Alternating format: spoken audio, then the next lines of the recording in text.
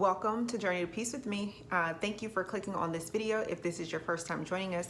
And if you are an old-time subscriber, I appreciate you for coming on back. So on Journey to Peace with me, we talk about all of the journeys in our life that we are looking for peace in.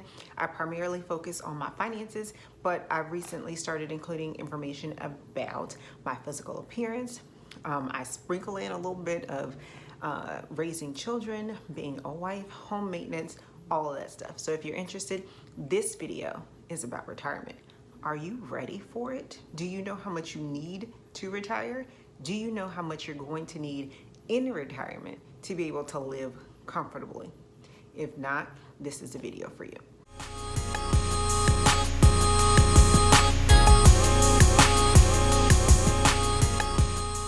There are 7 types of retirement funding options that we're going to discuss so that you can figure out which one is best for you.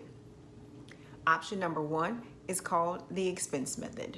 In the expense method, you are going to calculate your monthly expenses, multiply that by 12, and then multiply that by 20. So you multiply your monthly expenses by 12 to figure out what your annual income needs to be able to make sure you have enough money for all of those expenses. And then you're going to multiply by 20, which is 20 years, the average that someone is in retirement. So if we're doing real numbers, which y'all know I like to do, my real numbers say that my monthly expenses right now, as we speak, are $5,000 a month.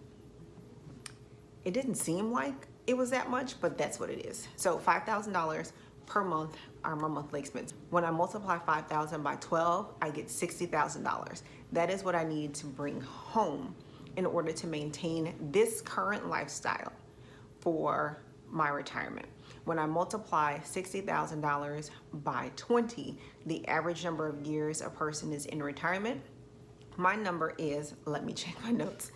My number is $1,200,000. So 1.2 million is what I need for retirement when I'm looking at the expense method. Of the methods, that one is the lowest range. So that's the bottom. 1.2 is the bottom number that I have. Then the next method is your income method. For the income method, you're going to take 70 to 80% of your highest income and then multiply that by 20, which is the number of years you're in retirement. So for me, I haven't reached my highest earning potential just yet because I'm only 10 years into my legal career. Conservatively, I believe that my highest income is going to be $150,000. That's on the conservative side. So if we go with $150,000 and I multiply that by 70%, that takes me to, my numbers say, $105,000 for the year. 80% of that would be $120,000. So somewhere between $105,000 to $120,000 is what I would need. Multiply that by 20, which is the number of years anticipated to be in retirement. That is $2.1 million to $2.4 million in retirement. That means that I need to contribute $804 monthly to get to that number. So the next option is multiplied by 10. So you're going to take the last salary that you are at and then multiply that by 10 to get what you need for retirement. When I do that, I don't know, let's say that number is 150,000 like we did in the last scenario. Multiply that by 10, that's 1.5 million. So that's still even higher than the expense method. I don't think that that's going to be accurate for me though. So of the 3 that we've talked about so far, the one that I'm most comfortable with at this moment would be the income method. The next option is multiply by 25. So what you would need to do there is to decide how much you want to withdraw annually. So for me, I'm thinking I probably want at least my current salary to multiply that annually, somewhere around there, right? So a round number, $100,000, I multiply that by 25 years and I get $2.5 million. That number just sounds just completely undoable at this moment, but it's not. Like once you consider you are doing your IRA, your compound interest, and that interest is compounding daily, your money is growing for you, you're not doing anything other than investing your money, that's not that hard to do over the next 25 years, because I don't think I'll end up in retirement until 25 years, because I'm 35 at this point. 25 years puts me at 60. And I don't think I'll retire at 60. So I think I'll be okay going into retirement. The next option is retirement budget. So for your retirement budget, you would work backwards. You would figure out how much you'll need to spend monthly during retirement, and then multiply that by 12 for the annual amount that you need for retirement. And then you multiply that by 25.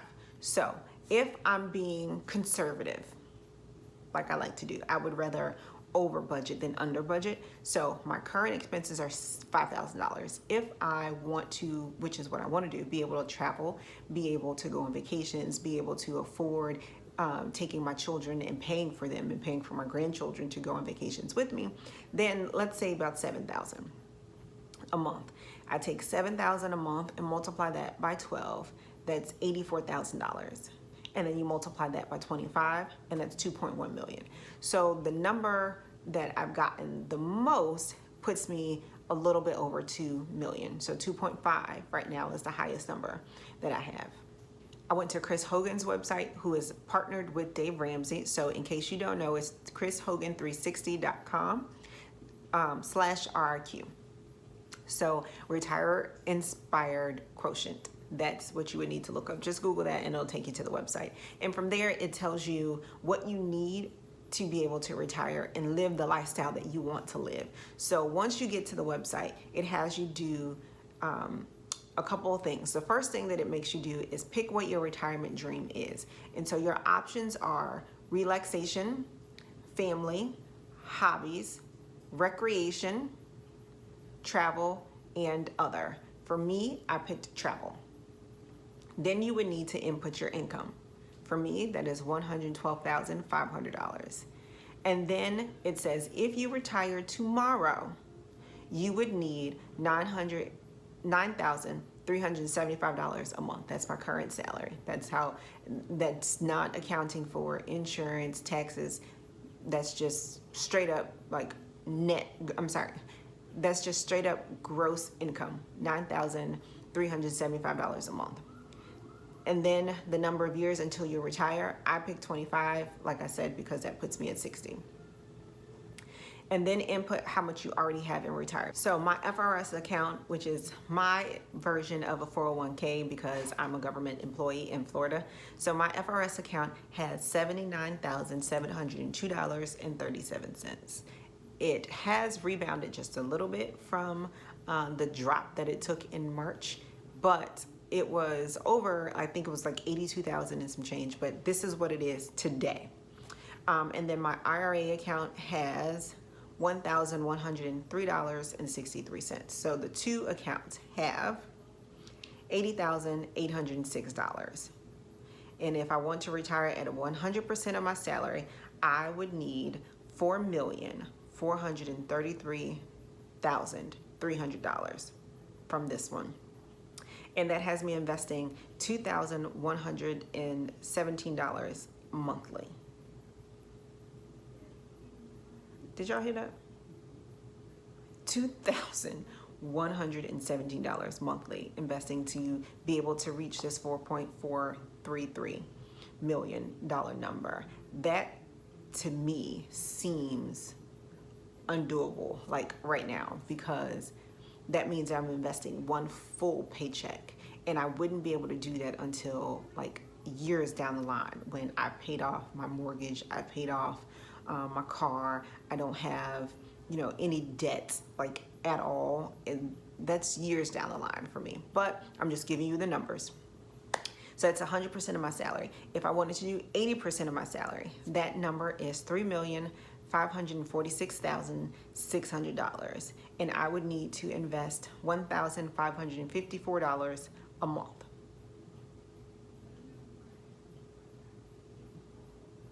That seems more doable, even though that number is high. That $1,554 is about $800 a paycheck, give or take, just a little bit under that. that seems doable once I get out of debt. So within the next 2 years, I think I could do that, because in the next 2 years, I will be done with my car payment. And so my car payment is what, $267.98 every pay period. And then every pay period, I've been putting $500 toward my debt snowball. So that is almost $800 right there. Those two things alone would get me to the number that I need to be at in order to reach this $3.5 million number. And then 70% of my income means that I would have $3,103,100, which means I need to invest $1,273 a month, a little over $600 every pay period. Again, that's doable because I've been putting $500 toward my debt payment. So when that goes away, I would have that money plus a car payment. That's not a problem 2 years from now when I get out of debt. And in case you're wondering, the Retire Inspire Quotient, it considers that you are earning 11% interest over the year. It takes into consideration 2.75% for inflation and 5% fees for withdrawal. Now, Dave Ramsey, this is the next option.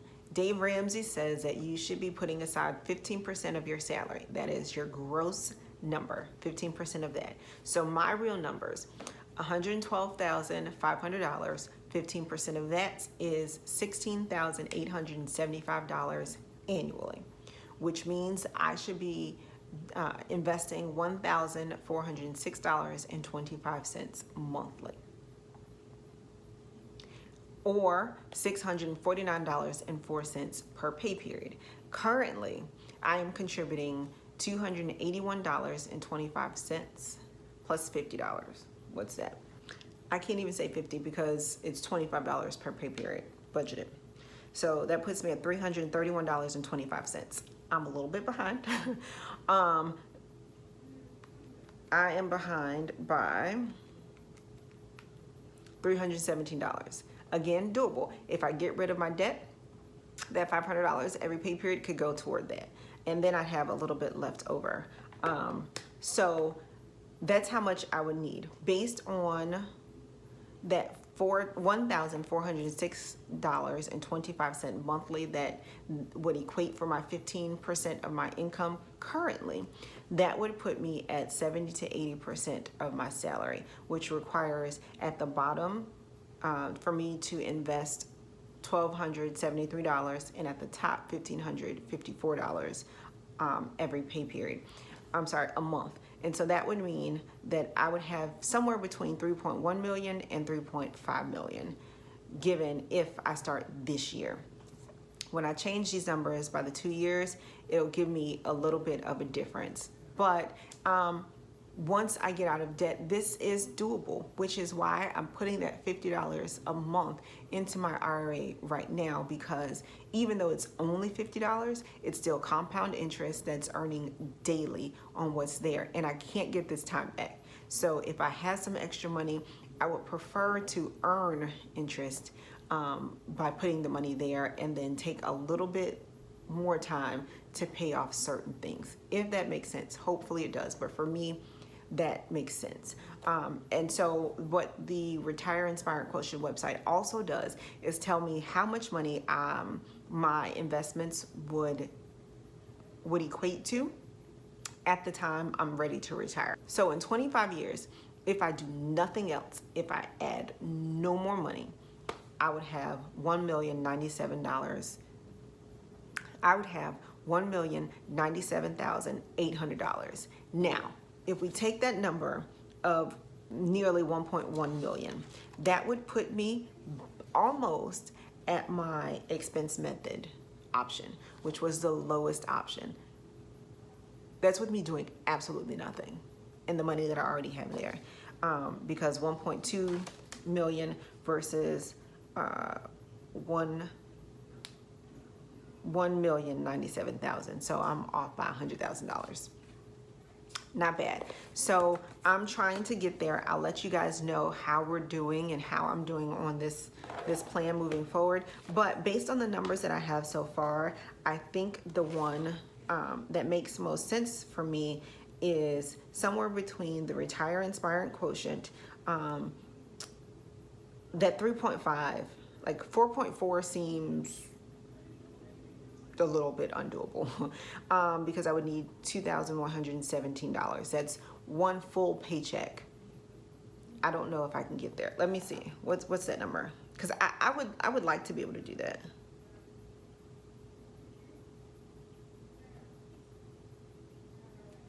Let's see. So my monthly,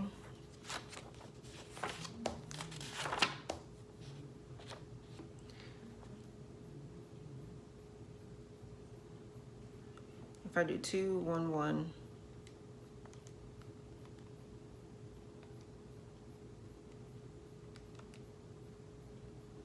$2,117 divided by 2, that's $1,058 per pay period.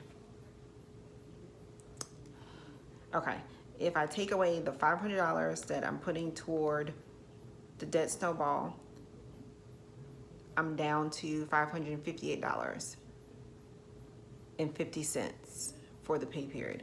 And then if I take away the $267.98 that I put toward my car, I'm down to $290.52. One pay period I have my student loan, and one pay period I have my federal student loan. So if I take out, let's see, my federal student loan, which is the most, $156. It's a difference of $134.